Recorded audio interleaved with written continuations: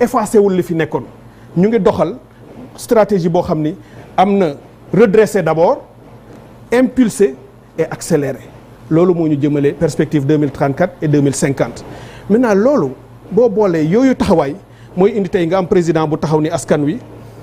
li mu metti indil nañ leen ay amortisseurs réew mu nekk austérité contrairement à lii Amidou wax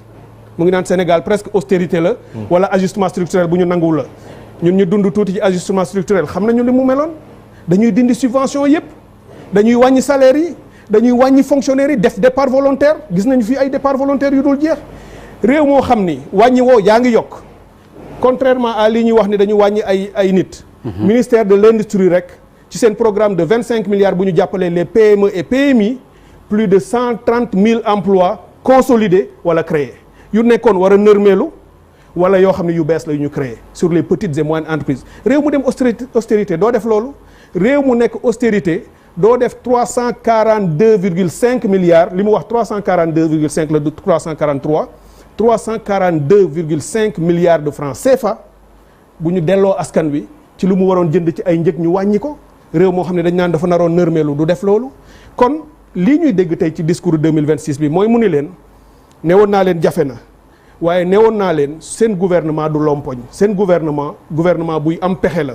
du ñu leen seetaan benn yoon dinañ leen indil matelas maanaam ressort buy atténuer chute bi choc yi ba mu atténuer 2025 waaye 2026 ñu dem ci perspective bu bees perspective boobu wax nañ la le plan de redressement économique et social lenn ci li mu cof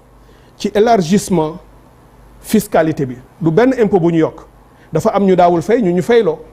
dafa am ñoo xam ni dañ daan am ay exonération te seen këri liggéeyukaay soxlawul exonération ñu jëli fa xaalis dafa am yoo xam ni ay jeu de hasard wala yenn yoo xam ni réew yu bëri dañ koy taxé ñun daawuñu ko taxé ni mu ko waree ñu jëli fa xaalis boobu bi mu duggee moom lañ naan santé jox nañ la éducation jox nañ la jeunesse jox nañ la nangam jox nañ ba man mii yor ndox man génn naa dem bitim réew voyager monsieur le premier ministre toog ak monsieur le président de la république ñuy def arbitrage ñu woo ma ni ma arbitrage yi ndox mi dañ la bëgg a yokkal loo xam ne lii lan mooy urgence yi ma ne leen donte am naa programme boo xam ne dina def 101 forage wax na ko donte am naa grand transfert dinañ ko def parce que partenariat public privé la loolu itam stratégie gouvernement bi la bu baax ma ne leen dama soxla ay fonds d'urgence boo xam ni bëri na ci réew ma ay forage yu ñu defar te kenn équipé wu ko yii forage panne depuis ay années ñu bàyyi ko su ma ko amoon 2026 yooyu yëpp ñu dem defari ko ñu ne ma 11 milliards a ngi nii nga dugal ko ci foofu la jógee donc loolu dafay nekk ay résultats yu concrets ce sont des faits rien que dans cette période boo xam ne bii ñoo ngi koy maintenant ministre des finances wax na leen ko léegi li muy metti réew mi wane na ni ak FMI ñu dem sans FMI ñu dem loolu aussi wax nañ ko waxati ko jarul mu ciy dellu si am ko nag moo ñu gënal te le gouvernement fait tout pour aller avec le FMI et le FMI won nañu ko ministre des finances bu yàggul nee na ñu ngi avancé bu baax a baax na ci xel dal na sénégalais yépp ñaan ndax ki nga xam ni amul FMI te mu ngi dox di dem FMI du sax xaalis bu mu ñuy jox mais li muy def mooy bu amee programme mi ngi dox di dem wala mi ngi raam di dem partenaire Cheikh Tidiane mi ngi dox di dem sans FMI wala mi ngi raam di dem réew mi moo ngi dox di dem xam nga duñu nekk ci ay polémique non mais xam nga non boo ne ma mi ngi dox te li ma lay wax man aussi lu ma xam la xam nga par exemple réew mi nan lay doxee mi ngi dox ak ay jafe-jafe sans FMI rien n'est parfait ok président moom la wax moo tax mu def discours sobre discours de responsabilité boo xam ni fëggul dënn ni mu ko doon defee ni mu ko doon defee non defu ko ni mu ko doon defee bi benn la fi def mooy daaw c'était aussi un discours aussi responsable bu ni lii mooy jafe-jafe yi waaye duñ leen seetaan dinañu sàkk pexe tey mu ñëw ni pexe yi ñu def jur na ay yu baax mooy lii mu présenté tey mun nañu 2026 nañu continuer dans cette cadence bu ñu naagu parce que jeexul te même bu ñu demoon pay ba jeex réew mi développé wul tant que demuñu ba Sénégal ñu ne Sénégal pays développé la mais dañoo am ay jafe-jafe ak ay défis yoo xam ne dañuy continuer di ko adresser donc tey noonu la ñuy déggee ki wax mooy un président qui a assumé une éthique de responsabilité mu remercier son chef du gouvernement et son gouvernement mais mu remercier et encourager le peuple sénégalais pour jàppale ak kóolute bi mu continuer di am ak résilience am ñu gëm ne bu ñu continuer noonu en 2026 mbir yi dina gën a baaxat. Merci beaucoup monsieur le ministre Cheikh Tidiane Dièye alors Souleymane dama bëgguloon nga interrompre ko parce que dama bëgg vraiment ak sa tour ci jël sa kaddu nga dikk ci ñi nga déggee discours du président de la République du ñàkk sax ci forme bi wala ci fond ak ci fond bi yëpp la noo ko déggee waaye itam ci kàddu yi nga xam ne dégg nga ko fii mu jëm ci suñu ay invité jërëjëf ci discours bi man 3 temps laa gis am na benn temps boo xam ne temps politique la yaakaar naa junj nañ ko parce que président de la République fu mu dëggalee boppam en tant que président de la République par rapport à son serment par rapport à son élection par rapport ak engagement yu mu jël vis-à-vis de l'État ak conviction bi mu am que ni amul dara lu nekk au-dessus du Sénégal et du nangu dara nekk au-dessus du Sénégal je pense que laaj na jàngat politique parce que au-delà des mots il y a quand même esprit bi lan moo tax président de la République waxee nu mu waxee nii ndee du guléet waaye tey boo xoolee am na nuance bu ndaw diggante français bi ak wolof bi parce que wolof bi dafa nuun dafa ne ñun suñu régime suñu mais en français c'est essentiellement moi président de la République j'ai été élu dama am ay engagement yoo xam ne fas naa yéene wàccoo ak moom te duma ko laam-laamee du ma jël dara teg ko ci kaw Sénégal au contraire Sénégal lay teg ci kaw qu'est-ce que le président de la République veut dire évidemment on n'est pas en mesure tey jii wax à sa place wala interpréter etc mais c'est une question qui est légitime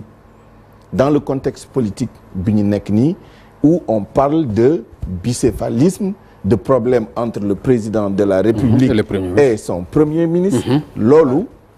day laaj ñu lire entre les lignes bien sûr qu'est-ce que le président veut dire ban positionnement le bëgg jël même si évidemment il a fait référence et c'était la moindre des choses à son premier ministre et son gouvernement pour féliciter leen ci seen engagement encourager leen ci liggéey bu ñu def bi ça c'est et d'ailleurs c'est au début du discours et à la fin du discours il en fait le rappel à la fin du discours et pour moi c'est très important bien évidemment avec le sujet bi nga xam ne moom la Amidou wax léegi moom mooy quand même point bu mu jagleel les violences faites aux femmes avec l'engagement du gouvernement du Sénégal à prévenir à protéger les femmes et à sanctionner lourdement ñi nga xam ne parce que dafa am contexte aussi il y a quelque temps on a eu beaucoup de cas de violences faites aux femmes y compris li ñu mën a considérer comme des féminicides en attendant que justice détermine ndax dafa am responsabilité criminelle ou pas et mu am aussi benn pétition boo xam ne ay jigéen ay kàngam ay organisation de femmes yoo xam ne dañ ko signé adressé ko autorités yi pour ñu jël quand même des mesures que le président réponde à cet appel day wane importance bu mu joxe sujet bi parce qu'il y a d'autres sujets quand même yoo xam ne mënoon na ci addu mais boobu le choisir addu ci je pense que c'est quand même un marqueur c'est quelque chose de très important dans ce discours beneen pàcc ci discours bi moom mooy bilan bi alors ce qu'on disait tout à l'heure c'est l'une des rares fois où kenn si suñu ñaari autorités yi gën a kawe wax te waxuñu en longueur parce que junj na ko mais en longueur sur situation bu difficile bu ñu leen fi bàyyil pas bu ñu fi fekk bu ñu leen fi bàyyil dette cachée des agrégats macroéconomiques yoo xam ne c'est au rouge etc il en fait à peine mention jàll ci leneen et c'est heureux parce qu'il fallait tourner la page passer à autre chose par contre il me semble que entre la situation de 2023-24 bi ñuy jël ak 2025 il y a un hiatus parce que année 2025 bi quand même et d'ailleurs c'est une question qu'on pourrait poser à notre ami Cheikh Tidiane monsieur le ministre de l'hydraulique et de l'assainissement ouais, quand même les inondations et d'ailleurs monsieur le ministre il y a quelques jours seulement lancer les travaux d'assainissement de Touba pour que à l'avenir ñu bañate amati situation bu ñu am bi à Tivaouane aussi à Tivaouane mais il y a pas que ça il y a quand même l'est du pays le fleuve Sénégal qui est sorti de son lit dans la région de Tambacounda dans la région de Matam loolu yëpp évidemment mënoon na nekk ci problème yi nga xam ne jànkonte nañ ko parce que y a quand même des problèmes majeurs yoo xam ne mënuñu si bañ a wax mais aussi les solutions qui ont été apportées y compris justement les travaux yi nga xam ne moom la ñu lancé moom mooy 2024 bi je suis étonné par quelques statistiques yi nga xam ne président daf ko joxe j'en prends une